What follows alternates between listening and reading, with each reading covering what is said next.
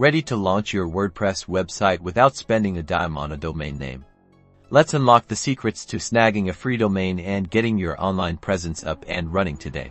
First up, free domain providers. Head over to sites like Freedom. They offer domain extensions like TK, ML, GA, CF, and GQ completely free. Simply visit their website, type in your desired domain name into their search bar, and check its availability if it's available. Follow their registration process. Keep in mind, these domains usually come with some limitations and aren't as highly regarded as paid domains, but they're perfect for testing or personal projects. Next, explore web hosting packages. Many web hosting companies, like Bluehost, DreamHost, or Hostinger, offer a free domain name for the first year. When you sign up for their hosting plans, visit their websites, compare their different hosting packages, and choose the one that best suits your needs. During the sign-up process, you'll be prompted to claim your free domain. This is often the most reliable option, as you get both hosting and a domain in one package. Finally, keep an eye out for promotional offers.